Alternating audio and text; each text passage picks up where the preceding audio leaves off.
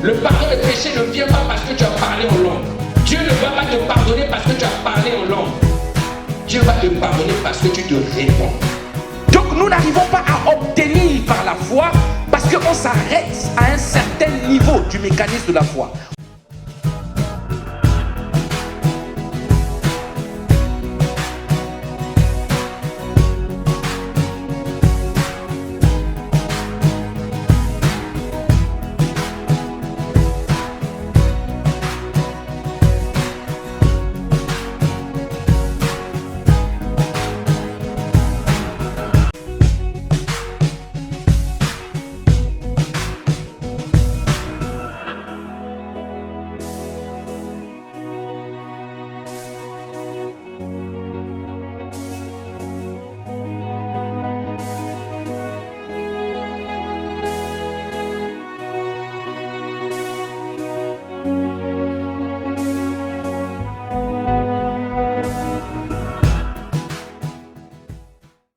Amen.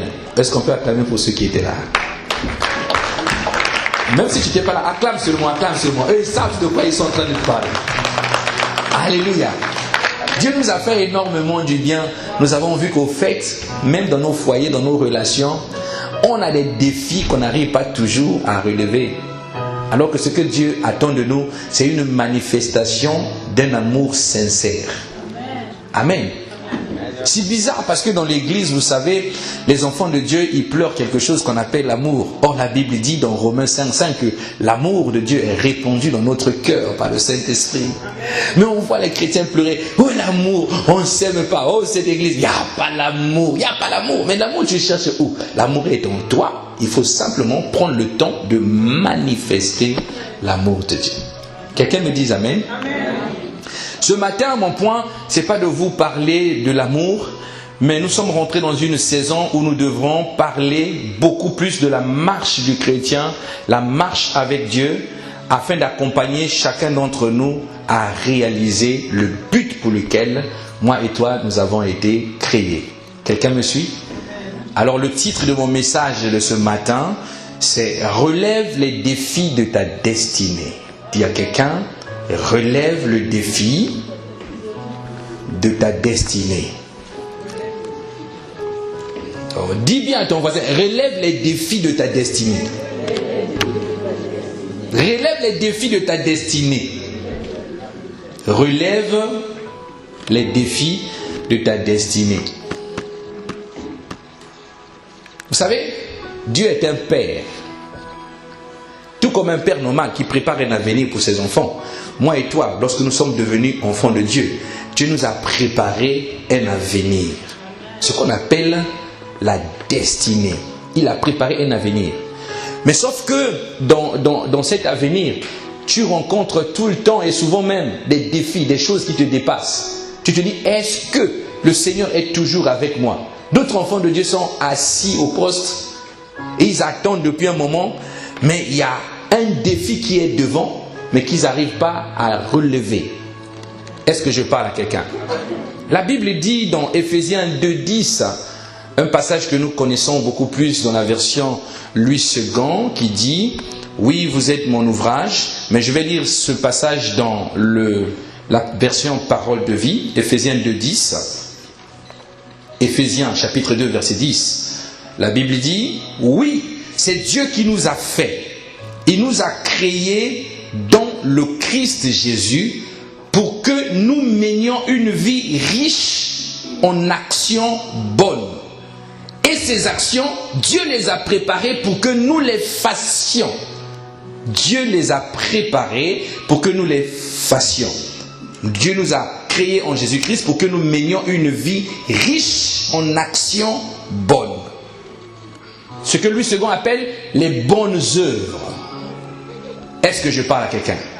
Les bonnes œuvres, c'est non plus ni moins que des actes, des faits, des actions que Dieu attend de moi et toi. C'est des actions, d'autres versions disent les actions du Saint-Esprit, pour dire les bonnes œuvres.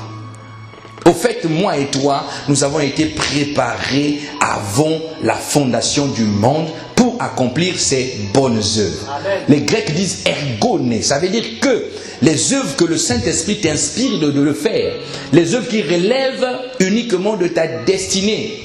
Amen. Et c'est le même mot qui est utilisé dans Matthieu 5,16 lorsque la Bible dit que votre lumière luise ainsi devant les hommes afin qu'ils voient vos bonnes œuvres et qu'ils glorifient Dieu. Dis à ton voisin les bonnes œuvres. Des bonnes œuvres. Donc tu as été fait pour poser des actes, pour mener des actions que Dieu a déjà préparées d'avance. Alors ces actions-là, tu es appelé à les mener tout le temps, aussi longtemps que tu vivras sur terre. En réalité, un enfant de Dieu doit faire uniquement ce que Dieu a préparé pour toi. Et quand tu fais ce que Dieu a préparé pour toi, tu atteindras ce qu'on appelle la destinée. Est-ce que quelqu'un me suit? Lorsque je parle de la destinée, je ne parle pas d'un slogan d'église. Je parle d'un but, d'une finalité, d'un objectif que toi et moi nous devons atteindre. Un objectif que Dieu a fixé. Est-ce que je parle à quelqu'un? Donc chaque jour qui passe, nous marchons vers cet objectif. Et lorsque nous marchons, les voies que nous prenons, les chemins que nous empruntons, c'est ce qu'on appelle le chemin de la destinée. Alors, comprenez-moi bien, chacun de nous a un chemin et un seul chemin qui mène vers sa destinée. Et pour marcher dans ce chemin, Dieu n'a pas voulu nous laisser comme ça. Il sait que nous serons incapables de marcher sur le chemin de la destinée seuls. C'est pour ça, Jésus qui est venu nous racheter avec son sang, nous a dit, je ne dois pas vous laisser seuls. Je vous donne quelqu'un qui connaît l'itinéraire pour vous conduire, pour atteindre ce but. Et cette personne, c'est celui qu'on appelle le Saint-Esprit. Quelqu'un me suit? Donc si tu n'as pas le Saint-Esprit et que tu n'écoutes pas le Saint-Esprit, le risque que tu encours sur ce chemin, c'est de faire ce qu'on appelle des sorties de piste. Et beaucoup d'enfants de Dieu ont fait des sorties de piste. C'est ainsi que tu vois 10 ans à l'église, 40 ans de vie chrétienne, mais ta vie ne bouge pas, ta vie n'avance pas. Ceux qui viennent derrière toi, tu as l'impression que tout le monde te passe devant. Alors, c'est ce qu'on appelle des sorties de piste. Et quand tu sors, tu es seul. Et quand tu sors, tu es esclave de celui qui t'a fait sortir. Est-ce que quelqu'un me suit? C'est dans ce chemin où tout se joue. Mais, dans ce chemin, tu vas rencontrer ce qu'on appelle les défis. Les défis, des challenges, comme disent les Anglais. Des choses que tu dois relever. Ce n'est pas un chemin qui est facile. Pourquoi? Parce qu'il y a quelqu'un qui se positionne pour essayer de te retarder dans ton avancement. Est-ce que je parle à quelqu'un? Tu construis un foyer à l'occasion de rien, tout s'écroule. Tu te dis, Seigneur, Père, pourquoi m'as-tu abandonné? Il te dit, je ne t'ai jamais abandonné. Regarde bien. C'est une sortie de piste. Alors, tu perds la joie, le sourire. Tu es menacé, la maladie, faible dans ton corps. C'est des challenges. C'est des choses que Dieu ne reconnaît pas. Amen. Il ne reconnaît pas certaines choses qui se passent dans ta vie. Des fois, nous attribuons nos défis à Dieu. On dit, Seigneur, toi tu as tenté. Dieu dit, je ne tente pas par le mal, mais ce qui t'arrive là, moi, je ne reconnais pas ça. Mais ce que Dieu reconnaît uniquement, c'est ce que moi et toi, nous devons regarder. Il dit dans Jérémie 29, 11, Jérémie chapitre 29 au verset 11, regardez ce que Dieu reconnaît. Il dit, car je connais les projets que j'ai formés pour vous. Je connais les projets que j'ai formés pour vous, dit l'Éternel, un projet de paix et non de malheur, afin de vous donner gratuitement un avenir, non seulement l'avenir, mais aussi de l'espérance. L'espérance, c'est pas l'espoir. L'espérance fonctionne avec la foi. L'espoir est probable, mais l'espérance s'accomplit certainement. Est-ce que je parle à quelqu'un? Donc je voulais dire à quelqu'un ce matin que tout ce qui t'arrive et que Dieu ne reconnaît pas, c'est que tu es capable de vaincre cela. Quelqu'un me suit? Dieu reconnaît ici ce qu'il a forgé pour toi. Il dit la paix, l'avenir et l'espérance. Tout ce qui t'arrive dans ta vie et que tu perds la paix avec, et que tu es désespéré par rapport à tes lendemains, tu as le pouvoir de les vaincre. Quelqu'un me suit? Tu as le pouvoir de les vaincre. Alléluia. Il te fait perdre la paix. Ne viens pas pleurer parce que tu as le pouvoir. Seigneur, je ne sais pas comment je vais vivre, comment je vais payer mes factures. Mon avenir, je ne vois pas clair. Tu as le pouvoir. Parce que Dieu ne reconnaît pas ces instants de manquement dans ta vie. Oh, j'aime un passage qui dit, car sa divine puissance nous a donné tout ce qui contribue à la vie et à la piété. Tout ce que nous avons besoin dans notre vie, sa divine puissance nous l'a donné. Et la piété, c'est quoi? C'est le témoignage des enfants de Dieu. La manière de vivre des enfants de Dieu nous a déjà été donné. Donne ce que tu dis. Pasteur, je suis tombé, j'ai été tenté. Je dis non, tu n'as pas été tenté, tu as choisi. Parce qu'il y a des gens qui aiment la tentation. Sœur, frère, depuis que tu tombes, tu n'arrêtes pas de tomber. Tu n'arrêtes pas de tomber. Lorsqu'on te parle, dit, le juste tombe 7 fois. Je dis, mais tu as dépassé 7 fois. Non, pasteur, 7 fois, c'est la manière de dire. Ça veut dire plusieurs fois. Est-ce que je parle à quelqu'un? Dieu dit, tu ne devrais pas tomber. Parce que ce que j'ai fait pour toi ne te laisserai pas par terre. Tu as le pouvoir et tu as le contrôle de ta vie. Dis amen que je parle. Amen. Donc il y a des défis, des challenges que tu dois relever chaque jour qui passe dans ta vie. Ce que nous devrons comprendre et ce que beaucoup ont déjà compris, et ce que d'autres n'ont pas encore compris totalement, c'est que sur le chemin de la destinée, ne regarde pas Satan comme celui qui a les cornes et qui fait peur. Sur le chemin de la destinée, ne regarde jamais Satan comme quelqu'un qui peut te donner la maladie, mais regarde Satan comme un adversaire. Est-ce que je parle à quelqu'un? On ne fait pas bisous à l'adversaire. Lorsque tu vois qu'il met le défi de la maladie, dis à la maladie, dégage de mon corps. Parce que mon corps est devenu le temple du Saint-Esprit. Est-ce que je parle à quelqu'un? Lorsque tu es malade, tu cries, j'ai besoin de prière, j'ai besoin de prière. Priez pour moi. Dieu te dit, mais toi tu es capable. Jésus a été crucifié pour qu'une fois meurtri, toi tu sois guéri. C'est un défi. Est-ce que je parle à quelqu'un? Parce que Satan sait que quand tu es faible, tu ne peux pas accomplir les bonnes œuvres. Quand tu es malade dans ton corps, tu ne peux pas accomplir les bonnes œuvres. Il y a la fièvre, tu commences à dormir seul alors que c'est l'heure de la prière.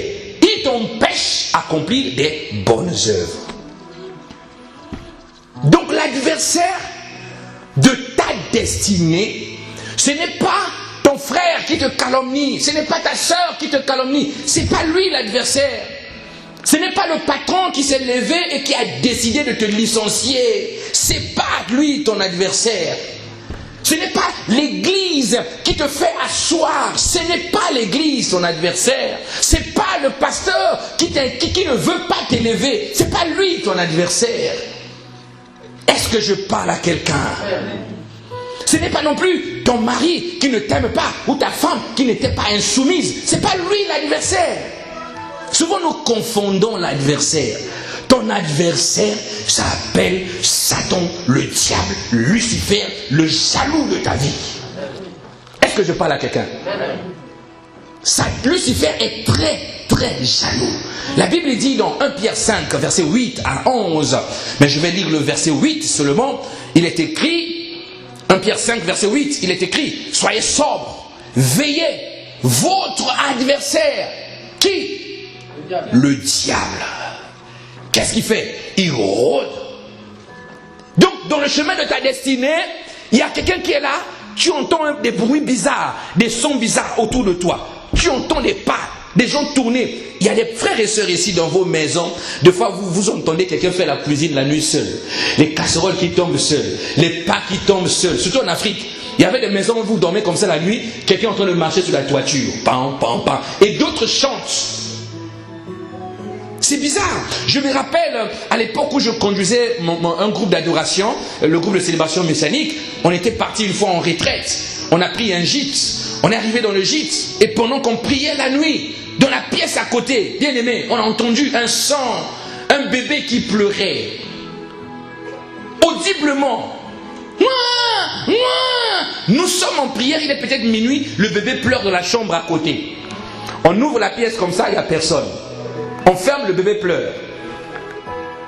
Donc Satan rôde. Il fait du bruit autour de vous. Il fait du bruit. Qu'est-ce que la Bible dit? La Bible dit, il rôde comme un lion. Comme un lion.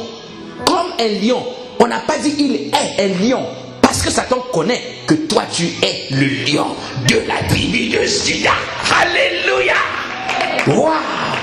Maintenant quand tu te laisses influencer par quelqu'un qui n'est pas le lion, mais qui fait le lion. Dieu, tu fais pitié à Dieu. Dieu dit, mais comment tu peux te laisser influencer par un gars comme ça? Un gars qui a été projeté, qui n'a plus de pouvoir, qui n'a plus de puissance, qui n'a rien du tout. Alléluia. Et on dit, quand il rôde, il cherche celui qui va se laisser avoir. Celui qui va se laisser avoir. C'est-à-dire, quand tu vois la maladie, tu dis, ça c'est pas normal. Quand tu vois le manque dans ta maison, ça c'est pas normal.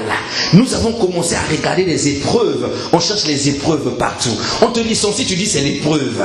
On te fait ça, tu dis c'est l'épreuve. La saison se passe mal, c'est l'épreuve. 10 ans de chômage, c'est l'épreuve. Un jour je trouverai mon boulot. Ce n'est pas l'épreuve. C'est l'adversaire qui est en train de casser ce qui est à toi. Est-ce que je parle à quelqu'un? Donc ton adversaire s'appelle Satan, le diable. Alors je vais te dire ce matin, pourquoi il s'oppose à toi? Pourquoi Satan ne s'oppose pas aux chiens, à d'autres créatures? Pourquoi il s'oppose à l'homme, pas à l'homme animal? Mais Satan s'oppose à l'homme spirituel. Des fois vous avez l'impression que les païens avancent plus que les chrétiens. Et nous les chrétiens nous ralentissons, on dit, mais lui il ne va pas à l'église, mais quelle bénédiction! Et tu commences à bénir ton Dieu pour sa vie. Non! C'est un gars qui est en prison. Est-ce qu'un gars qui est en prison, même s'il a des milliards, est-ce qu'il est mieux que toi qui es libre en Jésus? C'est pas possible. Il y a des raisons pourquoi le diable ne peut jamais t'aimer. Il ne pourra jamais t'aimer. Alors, voici la première raison qui fait que Satan ne pourra jamais t'aimer. Vous savez pourquoi? Satan, Dieu l'a appelé Lucifer, roi, dans le ciel. Donc Dieu se lève, il crée des anges, il dit, toi, tu t'appelleras Lucifer. Lucifer ne veut pas dire démon. Lucifer ne veut pas dire ténèbres. Dieu avait appelé Satan, il dit Lucifer, porteur de lumière. Maintenant quand Dieu dit, maintenant toi tu ne seras plus lumière, toi tu vas devenir ténèbres. Et Dieu se retourne vers toi, il te dit, toi, maintenant tu prends sa place, tu deviens la lumière du monde. Est-ce que je parle à quelqu'un? Satan dit, je suis fâché de Dieu. Je dis non, ce que j'ai décrété, lui, la lumière du monde, plus toi. Et le nom Lucifer est resté comme un titre. Mais il n'apporte plus la lumière. Et c'est là que quand il vient dans la maison, tu vois l'obscurité arriver. Il devient totalement ténèbres. Donc il y a une grâce qu'il avait que Dieu t'a donnée maintenant. Vous êtes la lumière du monde. Une ville. Ah là là. Dis à quelqu'un, je suis la ville de Dieu. Je suis la cité de Dieu. Alléluia. Une ville, c'est là où les habitants habitent. Le Saint-Esprit habite à l'intérieur de toi. Tu deviens le palais royal. Est-ce que je parle à quelqu'un? Alléluia. La Bible nous appelle du nom d'une montagne sainte. On nous appelle Sion. Dis à quelqu'un, Sion. Le nom est beau, Sion. La ville de Dieu. Dans lorsque j'arrive dans un lieu, j'arrive comme ça, il y a des radars, il y a des panneaux solaires, il y a des lampadaires, j'arrive dans une maison, je suis en train d'éclairer complètement parce que je traîne au moins la lumière du monde. Amen. Il faut comprendre, bien aimé, pourquoi on t'appelle la lumière du monde. C'est pas parce que tu éclaires le monde seulement. Non. C'est parce que en toi habite celui qu'on appelle la lumière qui est Jésus-Christ de Nazareth. Alléluia. Tu as été fabriqué par la lumière. Je parle à quelqu'un. Oh là là. Ton voisin ne me comprend pas. Nous avons été générés par une sémence incorruptible, la parole vivante et permanente de Dieu. En elle était la vie, et la vie était la lumière. Lumière de qui? Des hommes. Alléluia. Tu as été fait de lumière. La sémence avec laquelle Dieu t'a créé, c'est la lumière. Dis à ton voisin, je brille. Dis-lui, je brille. Satan ne peut plus briller, c'est moi qui brille. C'est moi qui brille. Alléluia. Tu arrives à un endroit où quelqu'un a perdu la paix. Tu dis, frère, moi je suis venu te voir. Allez, je vais déclarer que tu es quelqu'un de bien. Ton boulot là, tu le retrouveras. Tes factures là seront payées. Le frère a commencé à sourire. Il a repris espoir, il se lève. Il continue à marcher. Satan dit, pourquoi tu fais ça? Dis-lui, je suis la lumière. Alléluia. Waouh. Tu l'as remplacé. Il est jaloux de toi. Il ne peut pas t'aimer. Dis-moi amen. Satan est jaloux de toi. Deuxième raison qui fait que Satan ne peut pas t'aimer, c'est que c'était quelqu'un, Satan, la Bible dit de lui, tes tambourins et tes flûtes étaient à ton service, préparés pour le jour où tu fus créé. Satan, dans Ézéchiel 28 et 13, dans Ézéchiel 28 et 13, il est dit, tes tambourins et tes flûtes étaient à ton service, préparés pour le jour où tu fus créé. Satan était quelqu'un qui louait et qui adorait Dieu.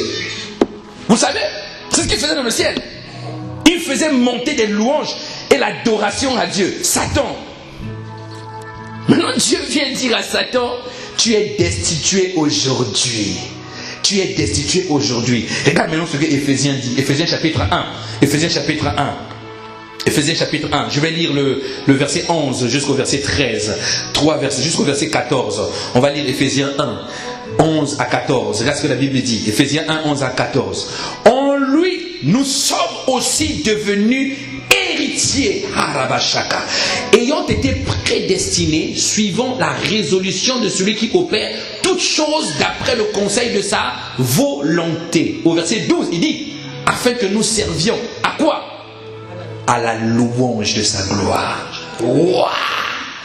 Quand Satan entend ça, il dit, je ne suis pas content. Dieu dit, moi aussi je ne suis pas content de toi. J'ai trouvé des hommes capables de remplacer, de prendre la place que tu occupais. Alléluia.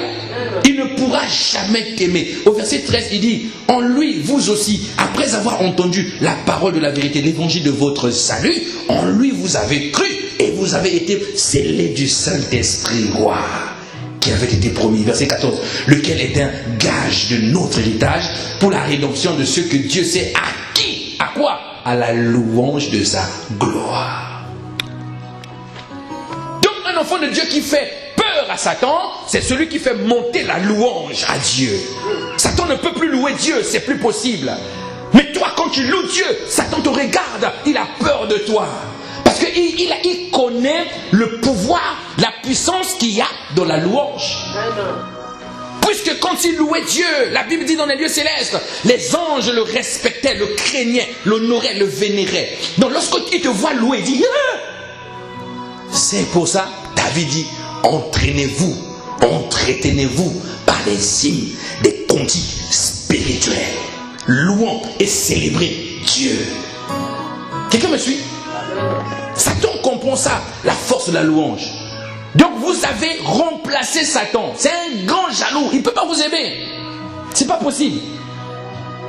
Quand quelqu'un dort, il rêve comme ça, un ange femme qui l'apparaît, qui lui fait bisous, bisous.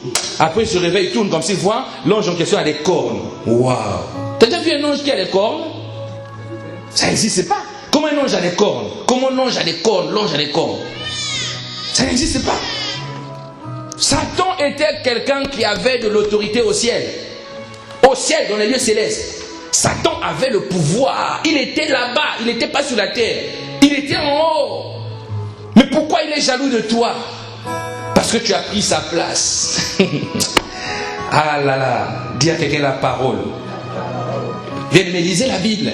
Si vous ne lisez pas la Bible, vous ne pouvez pas comprendre le mystère de la vie. La parole. Satan était au ciel. La Bible dit qu'il a été projeté sur terre comme une éclair. Mais qui l'a remplacé? C'est toi. Bouscule ton voisin, tu l'as remplacé au ciel. Bouscule le dit, tu l'as remplacé. Tu l'as remplacé. Mais tu n'es pas sûr de toi. Il n'est pas sûr. Tu te vois assis sur la chaise.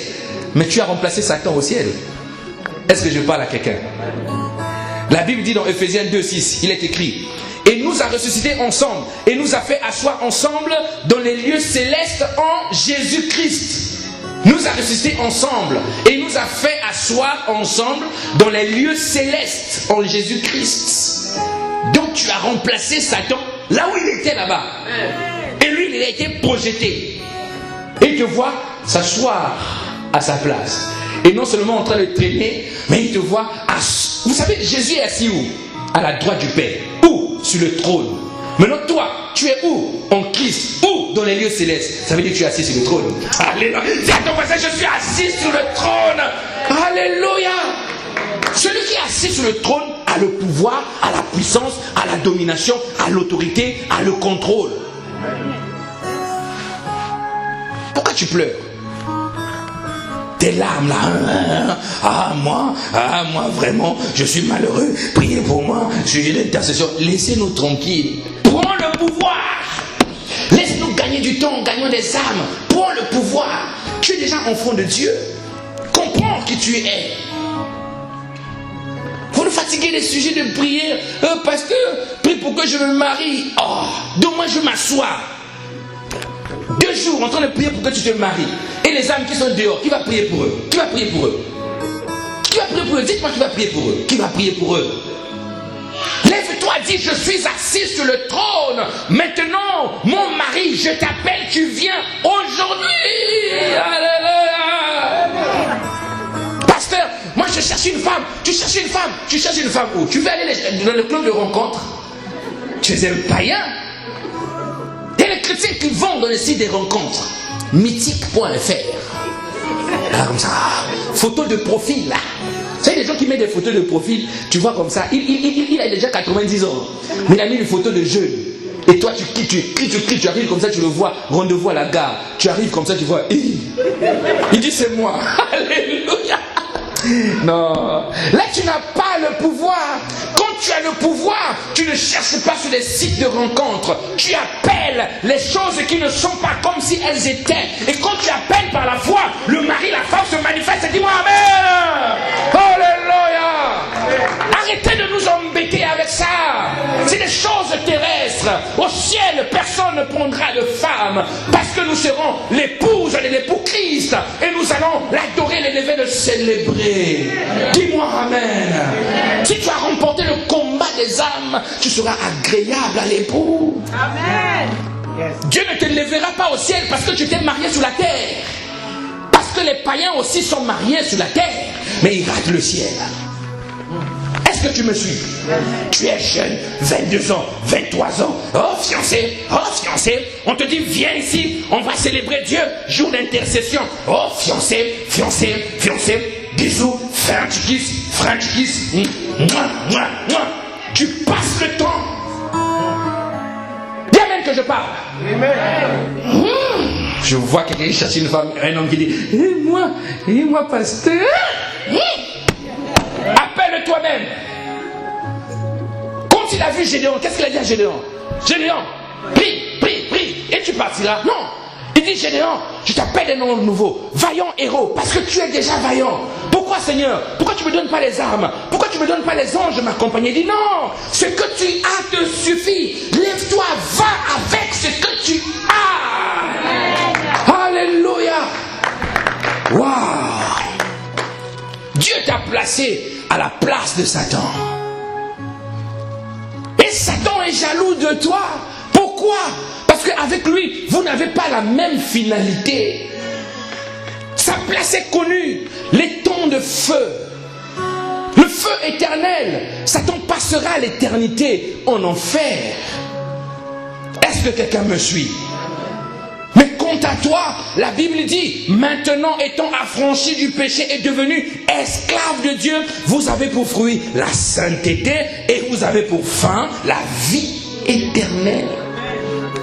Il dit, de ce gars-là va rester avec Dieu là-bas éternellement. Et moi je vais brûler. Non, je vais lui mettre des défis, des challenges. Tu vas comme ça, l'enfant sort.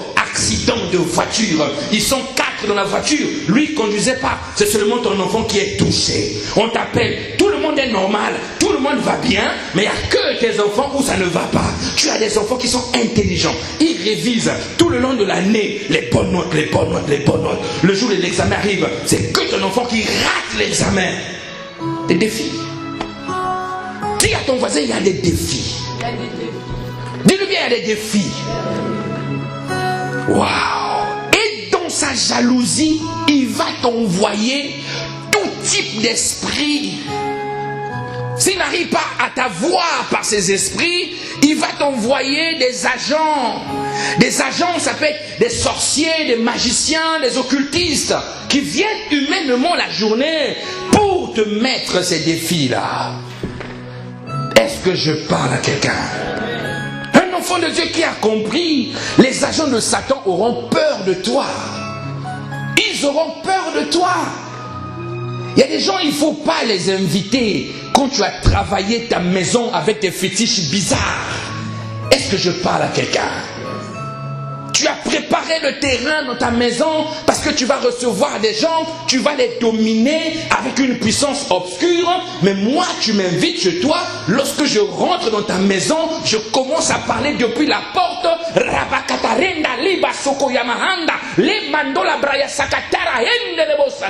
Qu'est-ce que vous dites, monsieur? C'est la langue céleste. Et quand je parle comme ça, tout ce que tu as fait là, tes fétiches commencent à brûler. Les démons qui étaient là-bas dans les fétiches commencent à dire non, il y a un gars bizarre. Pourquoi tu as fait ça? Il est arrivé ici. Pourquoi? Le Fils de Dieu se lève. Et les ennemis sont dispersés. Wow.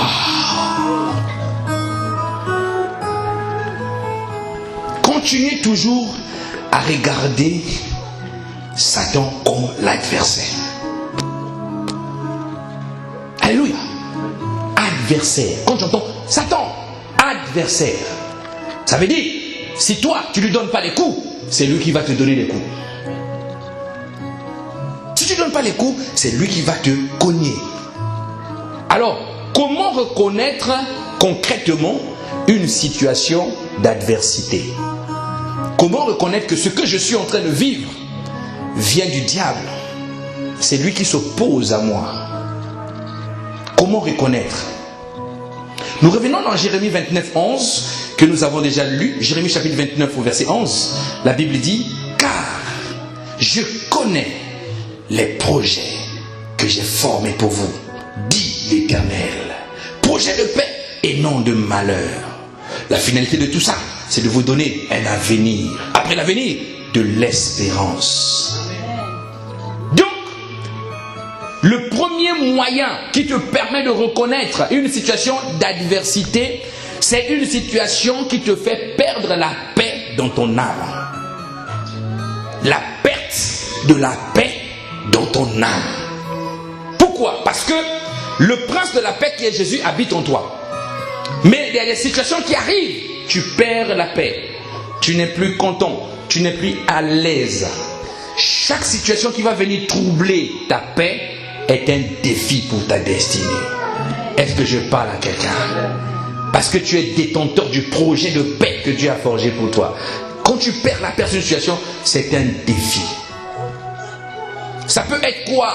Cette opposition, ces défis que Satan nous envoie en nous arrachant la paix. Ça peut être des fausses accusations. Est-ce que je parle à quelqu'un? Qui a fait ça? C'est lui. Qui a fait ça? C'est lui. Vous n'entendez pas? Tout le monde en parle. Et toi tu dis, mais moi je n'ai rien fait. Pourquoi ils parlent comme ça de moi? Qu'est-ce que je leur ai fait? Et tu commences à réciter tout le bien que tu leur as fait, en regardant tout le mal que eux ils sont en train de répandre sur toi, des fausses accusations. On t'accuse faussement des choses que tu n'as pas fait. Ça arrivera. Comprends que c'est un défi. Et Dieu se met devant toi avec l'armée des anges. Il te dit, fils, nous attendons que tu agisses bien. Nous attendons que tu agisses bien. Nous attendons que tu agisses bien. Maintenant, si toi tu te dis, pourquoi vous parlez comme ça de moi? On va voir, on va voir, on va voir. Surtout les sœurs, tu tires la jupe, tu commences à taper comme ça. On va voir, on va voir, on va voir, on va voir. Dieu dit, oh, tu as raté le test. Et l'adversaire te tire, sorti de piste, sur le chemin de la destinée. Et tu prends 5 ans de retard dans le ministère. Est-ce que je parle à quelqu'un? Les fausses accusations. À part les fausses accusations, tu as ce qu'on appelle des mauvaises rumeurs. Des mauvaises rumeurs. Vous savez, hier, elle s'est mise à insulter son mari toute la journée. Moi, je l'ai vu. Vous savez, il y a des menteurs qui sont devenus terribles. Ils t'expliquent une scène de mensonge comme si c'était une réalité. Je ne sais pas si c'est le diable qui leur met la télé. Il te ment, mais il t'explique les détails de son mensonge. Je l'ai vu, mais si tu le voyais, les yeux avaient rougi. Tu vois, elle avait sa chemise blanche là. Hein, quand ça se passait. Moi, je lui dis même, laisse tomber. Lui, il ne voulait pas y continuer. Ah bon, il a fait ça? Mais tout ça, c'est toute une histoire montée. Je ne sais pas comment l'inspiration satanique anime beaucoup de sœurs. Sœurs, réponds-toi de toutes les mauvaises rumeurs que tu as déjà répandues sur les autres. Réponds-toi. Est-ce que je parle à quelqu'un? Les mauvaises rumeurs. La sœur n'a pas fait ça. Cette sœur-là, vous connaissez, c'est une grande prostituée.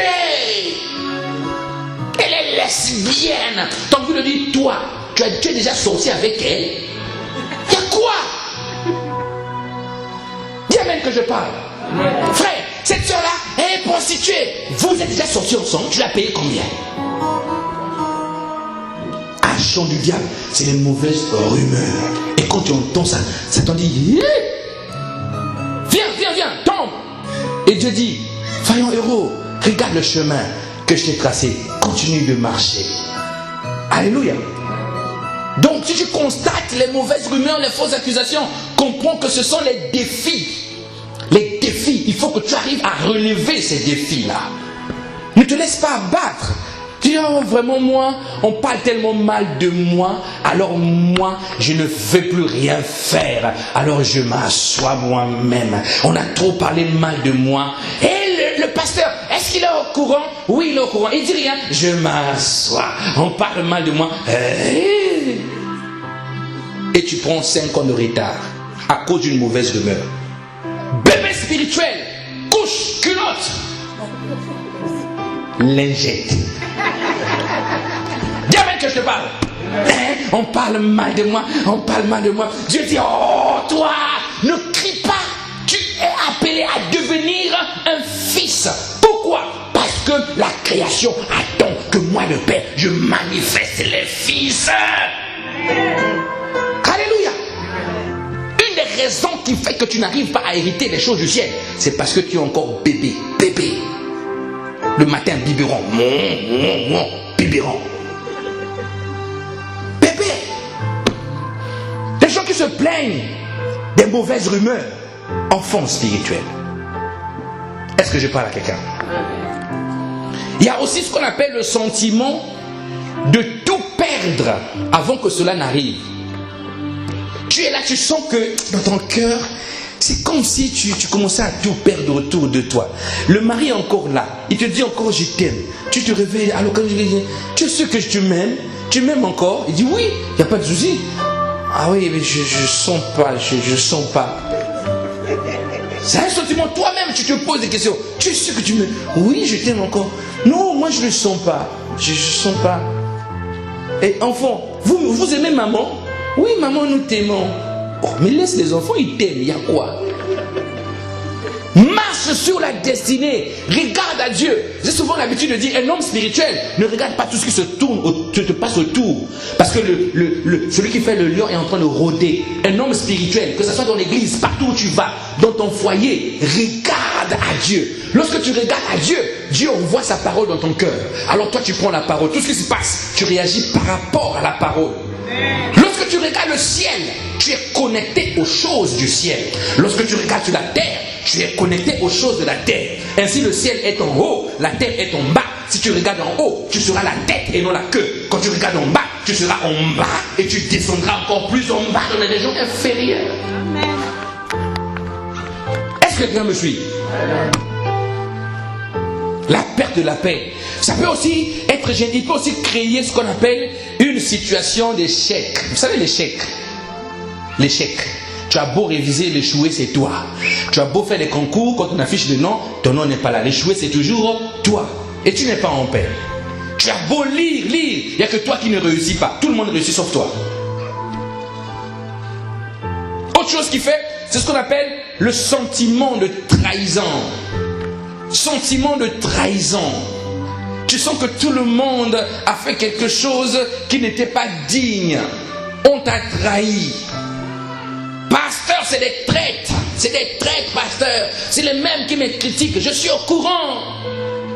Allez, je ne vous salue plus. Dieu dit, tu es sorti, mon enfant. Reviens sur le chemin. Est-ce que je parle à quelqu'un? D'autres, c'est un sentiment de rejet. Dans l'âme. Sentiment de rejet. C'est-à-dire, quand tu épouses un homme ou une femme qui fait que se plaindre.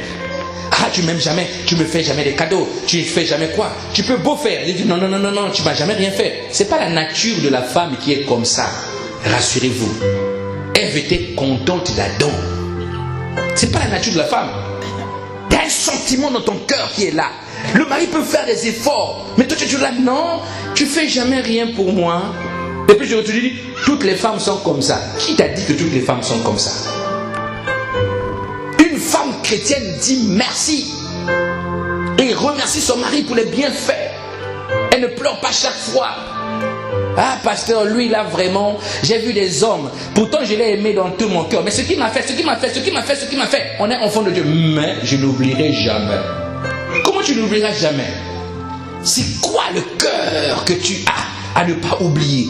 Même Dieu qui efface tes fautes là, il les a oubliées, mais toi tu dis, je n'oublierai jamais ça. Et tu épouses un autre homme qui t'a rien fait, toi tu commences à le maltraiter comme si c'était l'ancien. Vous les hommes, vous êtes comme ça. Mais est-ce que moi je suis comme ça? Ben oui, tu es un homme. Dis amen que je parle. Et une autre situation qui trouble la paix, c'est une remise en question de ton avenir.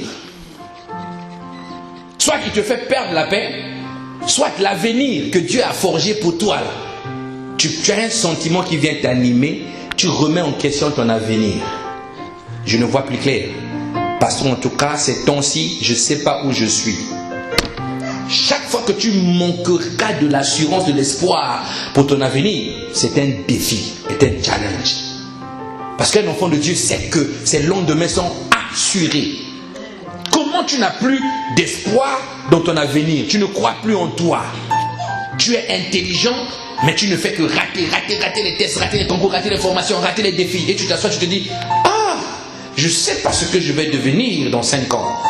Mon avenir est très menacé. Licencié parce que le patron n'a pas trouvé les motifs. Il t'a appelé un matin, il t'a dit, à côté d'aujourd'hui, tu finis. Le travail est fini. C'est foutu pour toi. Tu t'assois, tu te dis, ah Seigneur, vraiment, pourquoi m'as-tu abandonné? Mais qu'est-ce que je vais faire? Tous les crédits que j'ai, tout ce que j'ai pris sur le banquier, comment je vais faire pour rembourser ça? Tu perds l'espoir dans l'avenir. Je voulais dire à quelqu'un ce matin que si tu n'as pas les moyens financiers aujourd'hui, ce n'est pas la garantie que tes lendemains tu manqueras toujours. Tu peux manquer aujourd'hui, fauché, mais demain on parlera de toi. Est-ce que je parle à quelqu'un? Il y avait un frère comme ça, qui était chrétien dans l'église, qui n'avait rien. Il aimait une sœur de l'église, qui était très belle de figure. Cette sœur-là s'était fait l'idéal. Pour elle, l'homme idéal, c'était celui qui avait les moyens. Une belle voiture, qui se parfume bien, qui parle bien, qui repasse bien les habits. Alors, ce frère-là était là, mais le frère était amoureux de la sœur, à fond. Vous savez, le genre d'amour qui te dérange là, qui te suit même jusqu'à l'arrêt de bus. Il a transpiré, je voulais juste te voir. Mais tu m'as vu à l'église, pourquoi tu me suis? Pourquoi tu me suis? Il collait la sœur. Et un jour, on a constaté, le pasteur a constaté dans l'église, le frère en question a disparu. Le frère avait disparu, alors qu'il est parti, c'était à Kin, hein? Il est parti là où on fait les diamants là. Il travaillait là-bas, il se cherchait un peu, il se battait là-bas, il n'a pas compris. Un jour, son patron pour qui il travaillait le payait, hein, mais l'argent était toujours insuffisant. Donc, il fait un tour à l'église. Oh, mais pasteur, tu étais où, mon frère? Oh non, pasteur, je travaillais là-bas, dans les diamants. Ah, d'accord. Ah, la soeur voit comme ça. Tu travailles dans les diamants, la soeur sourit. C'est-à-dire, les chaussures deviennent encore plus compliquées qu'avant. Elle sourit. Maintenant, le gars est reparti là-bas. Un jour, le gars se baladait. Il se balade, il arrive devant une montagne. Il voit comme ça par terre une grosse pierre comme ça.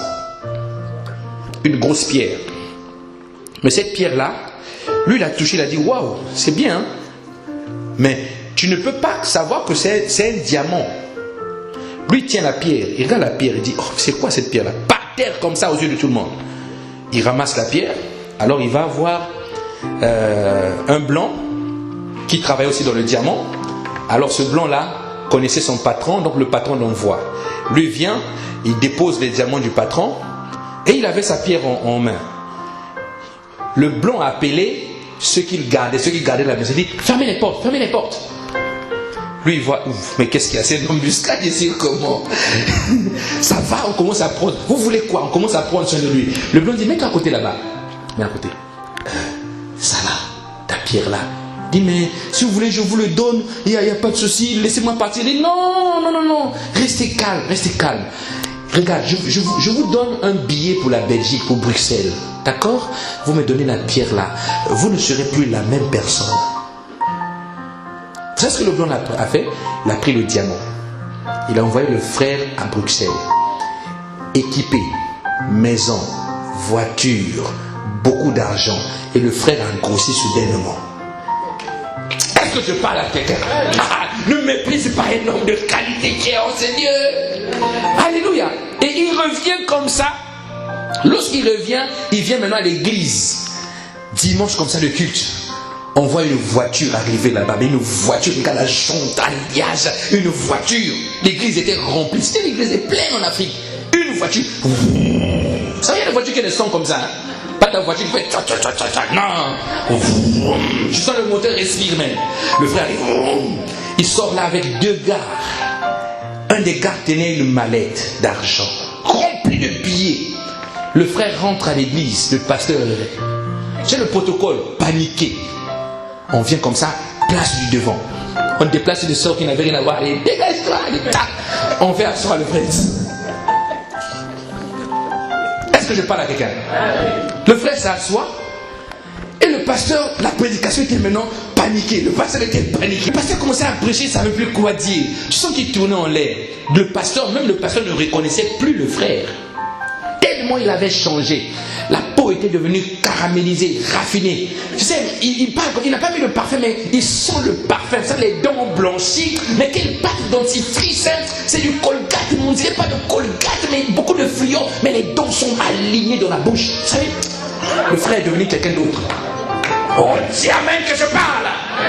Tant que la fin n'est pas arrivée, c'est pas fini. Dis à ton voisin, c'est pas fini. Alors le culte finit comme ça par... Qu'est-ce qui se passe?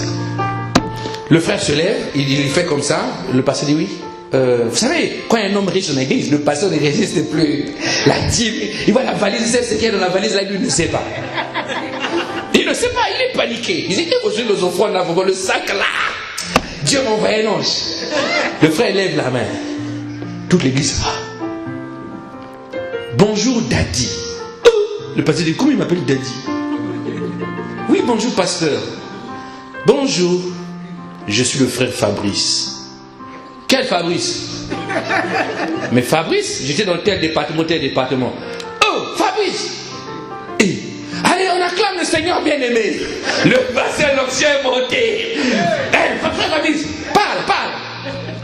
Il dit, papa, je suis venu pour te dire merci pour tout ce que tu as fait dans ma vie. Tu m'as beaucoup enseigné. Si j'ai tenu bon, c'est parce que tu étais là à mes côtés. Donc, je voulais vraiment faire une offrande, te faire une offrande et faire aussi une offrande à l'église. Le pasteur allez, sautez, chorale. Alléluia. Hey! Animation. Et la sœur qui était là-bas dans le coin, elle était comme ça. Et la sœur qui était à côté, c'est le frère Fabrice. Ah oui. Démonté. Il prend une clé de voiture, il donne au pasteur Nissan. Le pasteur dit Nissan. Il n'a pas encore vu. Il commence à parler en langue. Alléluia. La bénédiction a entraîné l'onction. Alléluia. Et les bénédictions quand on te bénit, l'onction monte en fait. Nissan. Après il dit au frère qui est à côté de lui, ouvre la valise. Il fait ça. Des liasses. Il prend les liasses. Il fait ça, le protocole arrive dans les paniers. Le pasteur est comme ça. Là, il a dit aujourd'hui, là, le ministère a changé de cap dans le nom de Jésus. Alléluia. C'est pour ça que quand tu es un pasteur, investis dans la vie des gens. Ne regarde pas ce qu'ils sont. Et qui ne travaille pas, investis seulement. C'est pas ton problème. Fais l'œuvre de Dieu. Ne fais pas la différence entre le riche, le pauvre, le bien habillé, celui qui parle bien français, qui parle avec les fautes. Pas de différence. Tu ne sais pas d'où viendra le secours dans ta vie. Alléluia. Donc c'est alors que le frère là est revenu. Maintenant avec la sœur, l'histoire se solde comment? Le frère se lève maintenant à la fin, il va voir la sœur, il dit à la sœur, je t'avais dit que tu serais ma femme, moi je dois t'épouser avant de partir. La sœur a dit, oui tu as raison. Pardonne-moi si je t'avais compliqué, pardonne-moi. Tu sais le destin, vraiment le destin c'est... le destin. Le frère aussi a pris la sœur. Il aimait tellement la sœur qu'il a pris cette sœur-là. Aujourd'hui ils ont beaucoup de beaux enfants ensemble. Et la sœur aussi, caramélisée. Alléluia. Wow. Est-ce que je parle à quelqu'un? Waouh. Je voulais dire à quelqu'un ce matin que si aujourd'hui là, tu n'as pas de titre de séjour, ça ne veut pas dire que demain, tu ne seras pas français. Est-ce que je parle à quelqu'un? Si tu dors dans un foyer aujourd'hui, demandeur d'asile, ça ne veut pas dire que demain, tu ne seras pas propriétaire d'une maison en France. Est-ce que je parle à quelqu'un? Je déclare que cela arrive dans ta vie, dans le nom de Jésus. C'est un défi. Un défi. Pleure, mais pleure fâché. Dis, je sais celui qui fait ça, mais je te craserai la tête parce que je suis de la postérité de la femme. Est-ce que je parle à quelqu'un? Waouh! La saison que tu vis aujourd'hui ne te garantit pas la détresse demain.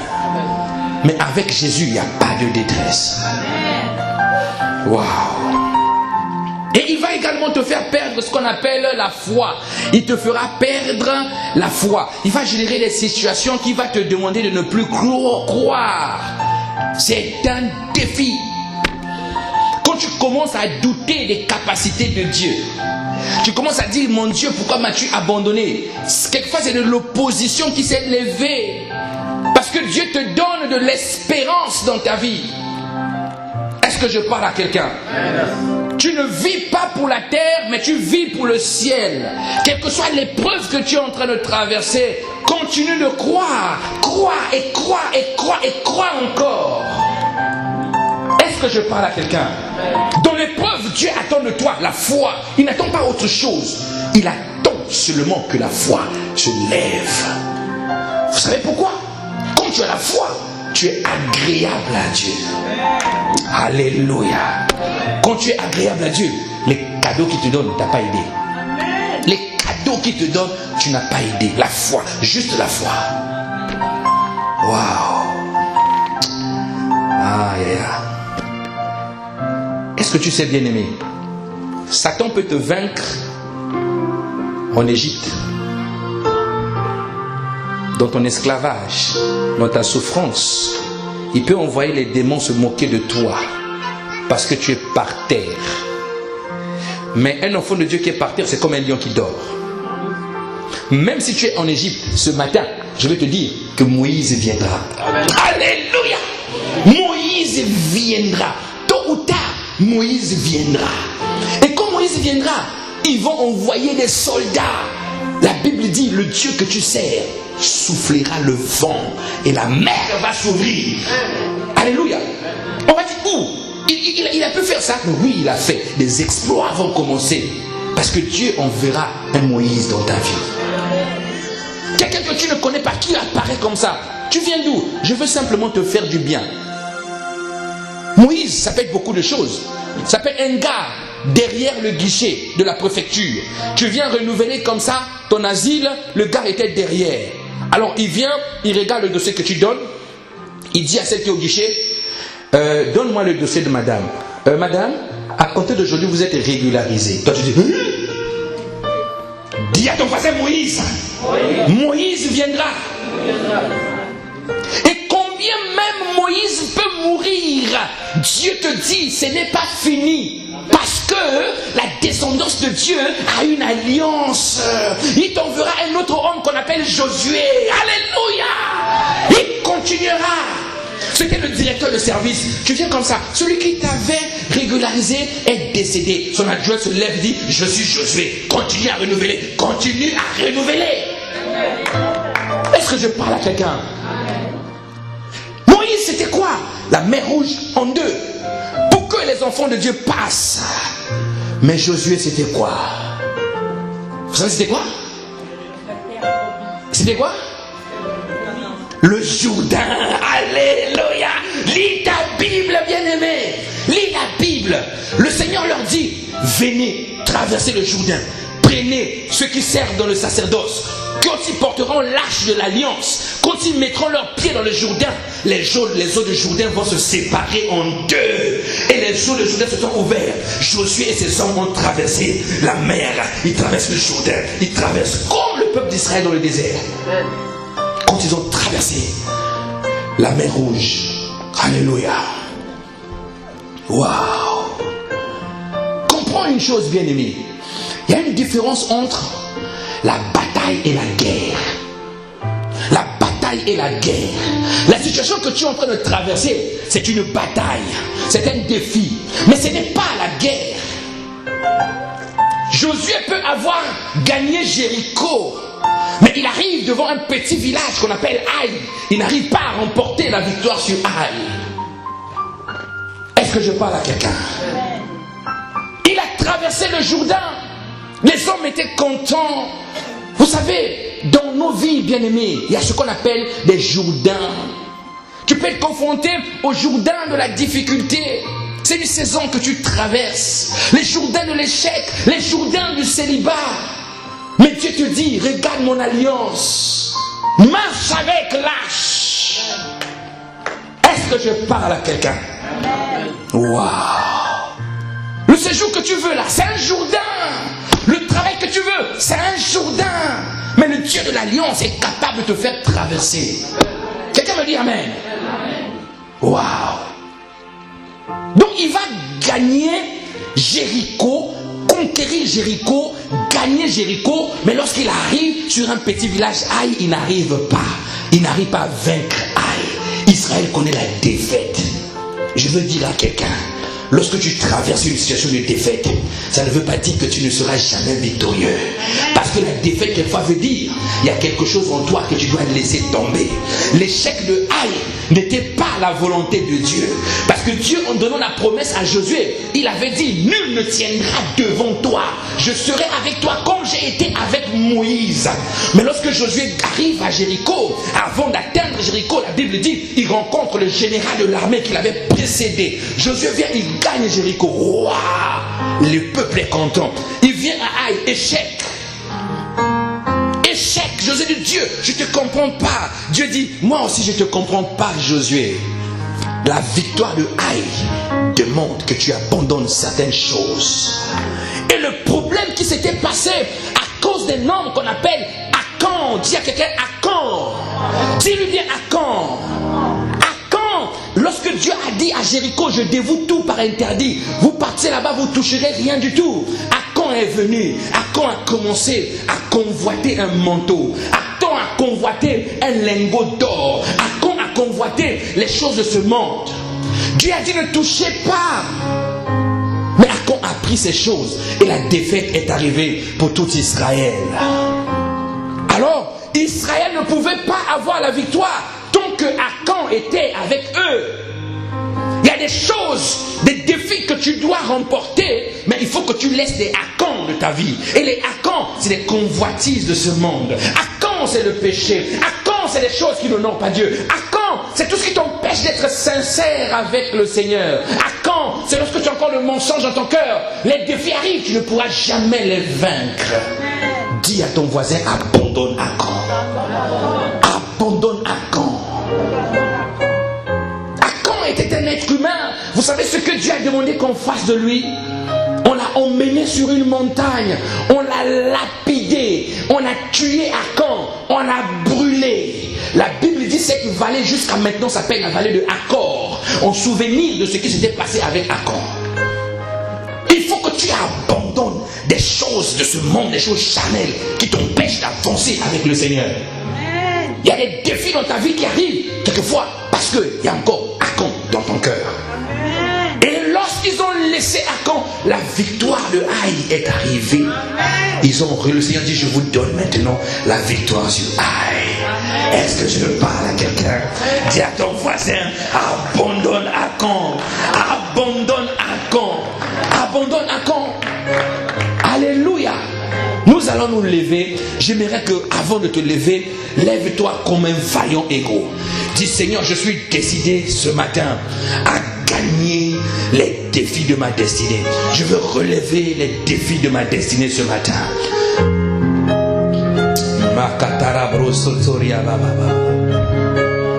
Tiens-toi debout. Regarde les épreuves que tu traverses. Regarde maintenant les difficultés que tu traverses. Il s'agit des défis que Satan met devant toi pour t'empêcher de marcher dans ta destinée, pour t'empêcher de rentrer dans ce qui est à toi. Alors je vais te demander ce matin de lever simplement ta voix et commence à parler à tes défis. Parle à tes défis un à un. Parle à tes défis.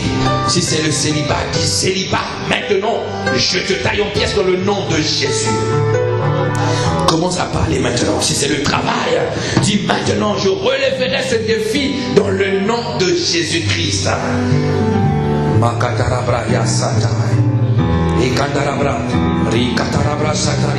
Dieu est capable de faire